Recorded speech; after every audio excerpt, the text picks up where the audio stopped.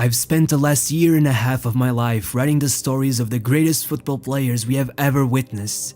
And trust me when I say, it's hard to put into words how mind-bending their achievements were. At times 15 minutes isn't enough, sometimes not even close. With Lionel Messi, that's exactly what happened. It's impossible to capture the magnitude of his career in any sort of media. You had to be there. You had to rise up from your couch every time he did the impossible. You had to scream out his name at every perfectly timed shot from outside the box. You had to be there when it started, right? To this very moment where you stared at the highlights of his career and begged the football gods for it not to end. For one more body feint, maybe 3 or 4 in a shape over the goalkeeper at the end. One last celebration, one more time where you can look at your friends' faces who are just as euphoric as you and say, for one final time, wow, it's from another world. As we approach that final moment, it's time I try my best at telling you how one becomes a footballing god, how one becomes Lionel Messi. The day was the 24th of June 1987 in Rosario, one of the biggest cities in Argentina, and a baby was born. His roots expanded far across the Atlantic Ocean from both sides of his family and Italian ancestors who arrived in Argentina following World War II. Italy was left in a state of chaos.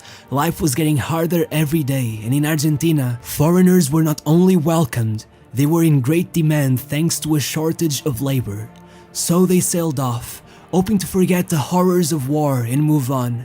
But the Italians, though they made up a great part of this exodus, weren't the only ones.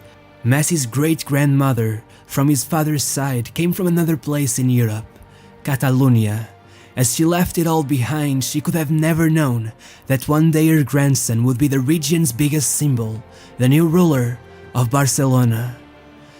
Growing up in a country like Argentina back in the late 80s, you'd pretty much be peer pressured into loving football. They were living the grand old days back then.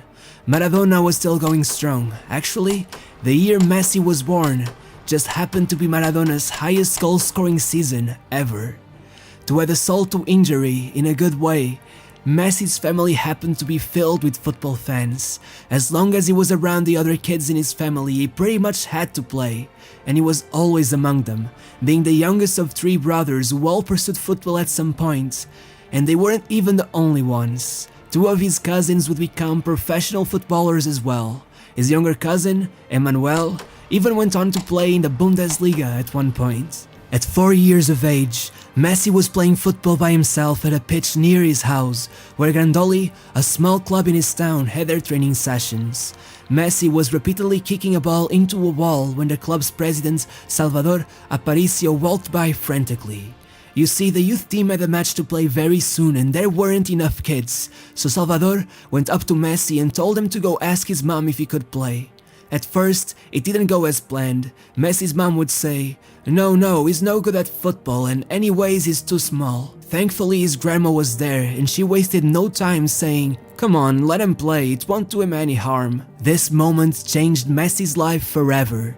Had his grandma not been there, he probably would have not joined the team, and had his mom not worried so much, the president wouldn't have said the following words. Don't worry, I'll play him in the right wing, so he'll be by the stands near you, in case something goes wrong. Little did he know, he had just defined great part of Messi's career. When Leo started playing, everyone was in shock. He ran through the pitch as if the other kids weren't there.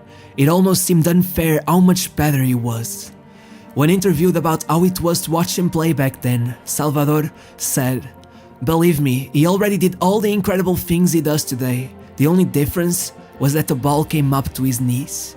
We worried about his size. He never seemed to grow much, but we all said the same thing. We got the next Maradona in our hands. Everybody could see it, everybody knew, it's like he had been born with it. Even at school, teachers had to pay extra attention during recess because kids would literally end up fighting each other over having Messi play in their team. Whenever he played against other youth teams, the kids would stay behind on the pitch to watch him put on a show, juggling the ball and all other kinds of tricks. As you might imagine, Messi was a secret that a club like Grandoli couldn't keep for long. After a little more than 2 years, he was already on the move. The biggest club in Rosario was Newell's Old Boys. Their academy had provided the Argentinian national team with more players than any other, and naturally, Messi was a big fan. After all, his first ever birthday gift had been their jersey. As Leo played his last season at Grandoli, Maradona had begun playing for Newell's, and of course, Messi's family made sure to take the kids to watch him, and so by the next year, Messi had joined the club as well. Aged only 6, in his first ever game for the club they won 6-0. Messi scored 4. I guess he was setting the tone because this youth team would become known as La Máquina del 87. It seemed that having a young Lionel Messi wasn't enough for Newell's. This youth team contained a bunch of other youth talents. From very early on, people realized they were incredible. Any squad who faced them was utterly demolished, with no chance whatsoever. They would play 7-a-side until the age of 11, by which they had been invincible for 3 whole years, never once coming close to losing. Throughout all of this, Messi's main influence when it came to football weren't his brothers or his cousins or even his father. The one to show him the ropes was actually his grandma. Her name was Celia, and she seems like an amazing person. She was the one who encouraged him to play the most from the beginning. She brought him to his first training session, got his parents to buy him the first pair of boots, and once she even convinced the coach to call Messi up for a game. Messi loved her, I guess he still does. He once told the press that when he was a kid, he used to fight his cousins over who would get to sleep over at her house. Celia was ahead of everyone else. She had this ritual. Whenever she took Messi to practice, instead of wishing him luck or literally anything else, she would say, "Remember, one day you're gonna be the greatest football player in the world." The year between the ages of 10 and 11 was perhaps the toughest in Messi's childhood. First of all, Celia passed away, and it took a toll on him. He has said that to this day he still thinks about her all the time when playing football. He said there isn't one particular thing about her that could portray what she meant to him. He would have to know everything about her. It wasn't just the fact that she loved him that made her so important, it was how she showed her love for him. I guess in an attempt to show his love for her in a way she would appreciate, nowadays every time Messi scores, he points to the sky as a way of honoring her life. This could have been enough to throw off any child. There were a lot of feelings to process, a lot of emotions to get through, but then Messi was hit with another heavy blow. Leo had been followed by an endocrinologist under the club's advice for about a year now, and the news weren't great. Leo was diagnosed with a hormone deficit that was responsible for his stunted growth, and after a long year of testing, Messi was prescribed injections that he would have to take daily in order to make up for it. One of the players who were part of his youth team recalled that when Messi slept over at his house, he would always bring a box and ask to keep it in the freezer. Then, in the middle of the night, he would go there and administrate the dosage himself. Though at first that other kid found it weird, he said that for Messi it was like brushing his teeth.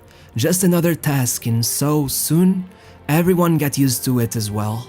But it wasn't the possibility of this becoming a traumatic experience for young Leo that worried his parents the most.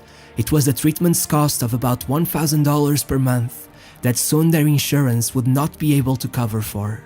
At first, Newell's agreed to cover the costs, but eventually, an economic crisis hit Argentina and they couldn't get the money. The family was scared. The consequences the lack of treatment could have on Messi's future were shocking, so they went looking around for a solution. It was at this point that Messi tried out for River Plate, which was a joy for the young boy who idolized Pablo Aimar. Leo tried out for only 20 minutes before they asked him to join, but first, he needed to get a permit from Newell's, and that's when things got sour, as they refused to give it to him, probably scared of the possibility of losing a prospect with this kind of talent. This upset led Messi to stay for a couple more years with Newell's, who were trying their best but failing to gather up enough money for the treatment. Still, as long as Messi kept on playing, the machine of 87 kept on turning. Winning every tournament, defeating every opponent, they became so famous, they even went all the way across South America to play matches in foreign countries. They were so wildly superior that one of the recurring gags frequently told about them is that the goalkeeper got so bored of having no involvement in the game that he would literally sit down on a penalty spot watching the game as if he was in the stands. I could swear that only happens in cartoons. Regardless, Messi was of course the center of attention. Once the coach was asked if it was true that Messi had scored 500 goals over his time there, and he smirked and replied, 500 at the very least. And you know what's funny about that? One of his other coaches had made a deal with Leo. He found out Leo loved these chocolate cookies from Argentina called alfajores, and he proposed that for every goal he scored in a match, he would give him one. But at that rate, he would be the world's first diabetic football prodigy. Maybe that's why eventually a new deal was proposed as a joke. The coach said he would only give Messi cookies if he scored a header. In the very next game, Messi pretty much dribbled through the entire squad, including the goalkeeper, got to the goal line, flicked the ball up, and headed it into the goal. Looked back, smiled at the coach, and showed him 2 fingers. There was really no way of stopping him. As Messi headed towards his 13th birthday, a man landed in Brazil coming from Barcelona. But he was no ordinary man. His name was Carlos Reixac, and from 1965 to 1981, he played 328 matches for FC Barcelona, winning the Cup Winners' Cup, being La Liga's top scorer at one point, and even partnering up in attack and as the second coach of the mythical Johan Cruyff. Carlos was now well into his retirement and working as a scout. As he made his rounds in Brazil, he got a call from an Argentinian agent telling him he had to come and watch this kid with immense talent. The agent seemed so excited that he began considering it, so he asked how old he was, assuming that given all the stories he heard of the kid, it would have to be at least 18 years old. I'm guessing he didn't expect the star boy to be only 13. His age jumped out to him. How can such a young boy be already getting grown men so excited about his abilities? So, Carlos told the agent to schedule a trip to Barcelona so they could run the boy through some trials. Back in Rosario, Messi's family heard about the news, and as you might imagine, they were euphoric, especially because a big club like Barcelona could for sure help Messi with his medical bills. But there was one problem. Newell's had already stopped one transfer, and there was some bad blood between the family and the club, since they claimed Newell's barely sent them any of the money they promised to provide in order to help with the costs of Messi's treatment. So, they went old school and just told the club Messi was sick with pneumonia and wouldn't be able to go to training for about 3 weeks, while in reality, it would be in Barcelona trying out for the club. When Messi started, Carlos was abroad going about his scout duties, and though everyone was shocked at his skill, many doubted him because of his height, and were unsure if they should sign him. When Carlos got back, he found it all so strange that he went to watch a match all by himself. He walked around the pitch once and it took him 15 minutes to go all the way around, because he constantly stopped in awe of what Messi would do on the pitch. By the time he got around to the bench, he sat and told the rest of the staff, "Sign him, don't think about it twice. If someone asks you, you can say it was my decision." Despite all of this, higher ups at Barcelona pulled the plug, said the kid was too young, that it was too risky for the club, and he didn't need any more mess, considering they had just lost Luis Figo to Real Madrid and were in a really bad state financially. Between September and December, nothing happened. The family kept moving back and forth between Argentina and Spain, and nothing. They began getting anxious as their whole stunt meant Messi was no longer playing for Newell's, and eventually, Messi even traveled to Spain in hopes of joining Atletico or Real Madrid, but nothing came of it. That's when D-Day finally came about, and a napkin changed Messi's life forever. The agent met with Carlos, and eventually there was a call from Messi's father. He was desperate, telling them he would go back to Argentina because he didn't see anything moving forward. Carlos acted fast and so he needed tangible evidence, so he looked around for paper and found only a napkin. He wrote down a mock contract on it and signed it, stating that Messi would sign for Barcelona regardless of any objections from other members of the club. It worked wonders and got Messi's family to trust that he would make it work. Over the coming weeks, paperwork was filled and Messi was officially, and finally, an FC Barcelona player. It was only a matter of getting the family registered in the country before he debuted. For a while, there was a sort of limbo where Messi wasn't necessarily tied with Barcelona, though he was already living the average life of an academy footballer. And you know what that means? Word got around fast. Juventus, Inter Milan, Liverpool and Real Madrid all contacted Messi's agent.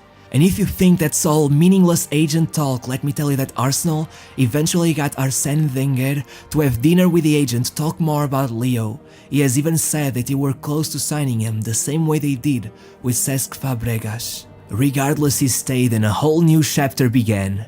At first, Messi wasn't allowed to play for Barcelona's academy, as not only was he still registered for Newell's, he was also considered a non-community minor since he came from a foreign country, and for the first year, the only solution found was to keep him training with a squad while only going on friendlies with the B team.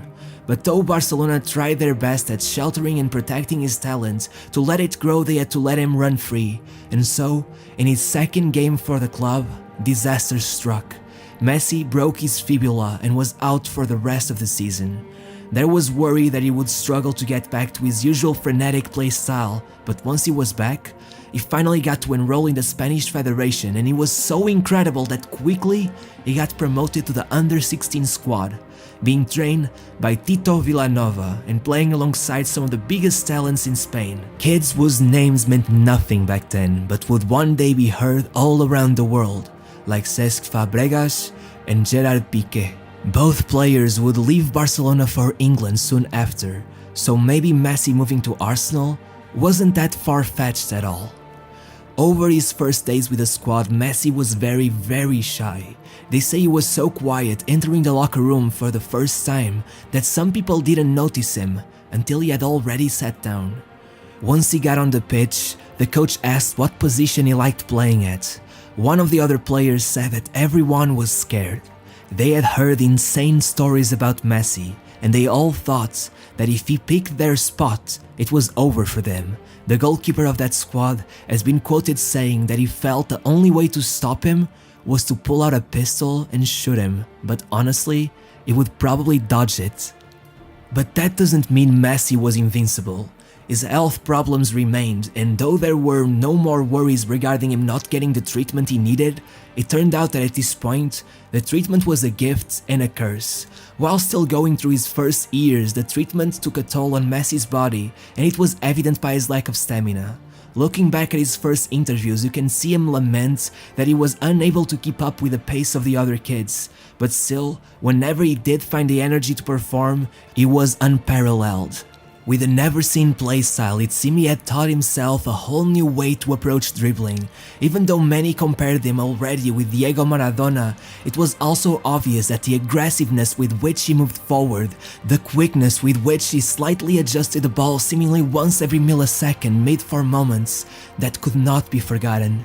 It was as if Messi was an artist carefully, deliberately putting down one brushstroke at a time, slowly painting the background as he patiently waited for the moment when his creativity would finally be unleashed on the canvas. As the years passed, Messi made it through the ranks at breakneck speed and slowly but surely started bonding with the other kids. After all, after some time, Messi's family went back to Argentina and Messi started living in La Masia, where, though others managed to see their families at times every weekend, Messi would only be with his once or twice every year.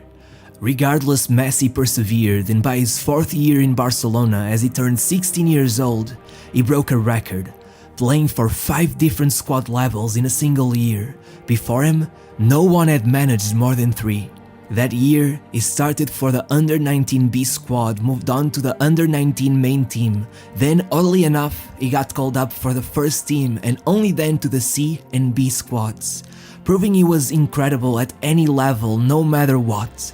The debut for the first team happened because Barcelona were invited to play a friendly against FC Porto in what would be the opening ceremony of the Dragão Stadium. But there weren't enough players available, so they were forced to bring in academy players like Messi to fill up the squad. Here's a story for the fans of the channel. As some of you know, I'm from Porto, and what you don't know is that on that day in 2003, My parents went to watch the match, hoping to catch a glimpse of Barcelona greats like Ronaldinho, Xavi, Overmars, Kluivert, etc. Well, aside from Xavi, none of those players were available, which I'm guessing was terribly disappointing to them. Little did they know, they were getting to watch the first 16 minutes of a 16-year-old who would become Barcelona's greatest ever player. Now, the thing that really matters to me is that they didn't bring me along. I've asked them where they left me and they don't even remember. So yes, I'm still pissed, and yes, I'm considering the possibility of filing in for a child abuse case. By the way, just a few months later, they also went on to watch Cristiano Ronaldo's debut at the Euros in that same stadium, and they also didn't bring me. But that's just my childhood trauma, so moving on. Before his first official season started, one long-standing argument was finally settled. From the moment the Spanish Federation realized Messi was eligible for citizenship, they had been attempting to bring him on, but Messi, having grown up idolizing El Albiceleste, kept pursuing the dream of playing for Argentina. So to settle the matter, Argentina set up 2 under-20 matches in June of 2004 to lock Messi in as an Argentinian international, leaving the world to wonder what could have been had he joined the iconic Spanish national team of the late 2000s. And just like this, the whole world waited, holding their breaths as Messi's first official season was about to start, as he prepared to spread his magic dust on the pitch in front of thousands for the first few times. I hope you enjoyed the stories, and if you did and want to keep watching, the next episode covering Messi's journey towards his first Ballon d'Or will be coming out next week on Saturday, or maybe it already came out by the time you're watching, so either check if it's on the channel already, or stay tuned and maybe turn on notifications if you want to be notified once it comes out. Thanks for allowing me to make these videos, it means the most. See you next week. Bye.